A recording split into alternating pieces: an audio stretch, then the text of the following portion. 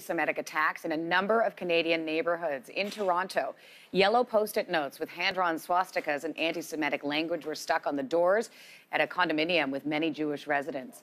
A high school in East Vancouver was sprayed with graffiti portraying Hitler and the words, quote, "prepare to be gassed." Jewish groups say the justice system is reluctant to pursue allegations of hate crimes. But what does it take for a crime to be considered hate? Joining me now in studio to discuss is Tanya Walker, a lawyer from Walker Law. Thanks so much for being here. Thank you for having me. Let's start with that question. What differentiates a crime from a hate crime? A hate crime, you have to show motive. You have to show that what is going on in someone else's mind, that they committed this crime to the victim because they don't like the group that the victim belongs to. And it's very, very difficult to prove motive. So, it takes me back to, because this started, this idea to have this conversation started yesterday when we were chatting about, the Quebec Lost shooting and how that has not been labeled a hate crime.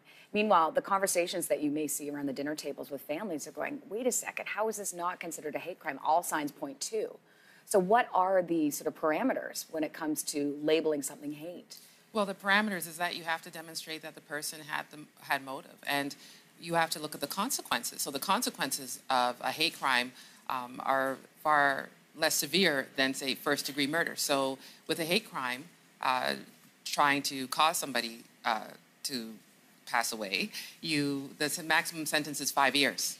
With first-degree murder, it's 25 years, and you're not eligible for parole. And in 2011, the sentence was changed where you can't. So you have to serve each sentence consecutively. So 25 years times 6 murders, you're in prison for 150 years. You're not getting out. And you have a better chance of convicting someone where you don't have to prove motive. Does that mean that we need to rethink this legislation? Perhaps changes are needed? I believe changes are needed because, for instance, defamation.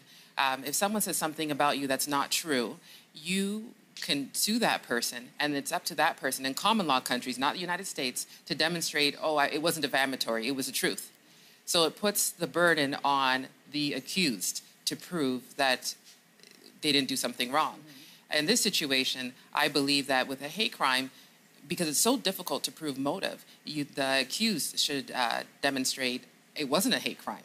So this is interesting. So you think that so the onus should be on the accused to say no and explain their thinking behind it, saying that I'm going to prove the opposite of what we sort of do in the court system right now, right? Yes, because it's obvious to most of us, right? So if you That's what it feels like. Yes, if there's a temple and someone puts a swastika in a temple, right. To most of us, it's obvious that it's a hate crime. So why should it be up to the Crown to demonstrate motive? Why shouldn't it be up to the accused to demonstrate, no, it was just mischief, it was just assault? So do you think at this point where we stand right now, it's more coming down to the charges and the length of sentence that can be tied into those charges, and that's why we're not seeing more hate crime labeling? Yes, because when it comes down to sentencing, the criminal code says you can take into account the circumstances that around the crime. So around that time when you're thinking of sentencing someone, you can say, well, it was obviously, motive driven, and you can get a longer sentence. And who decides this? Who decides if it's a hate crime? The police that charge the person, the accused, decides if it's a hate crime, and the Crown that prosecutes will usually choose to prosecute a crime that you can prove beyond a reasonable doubt, which is very difficult to prove. What about the victim in all of this? If they feel like it's been a hate crime, doesn't that have any weight? Yes, at sentencing.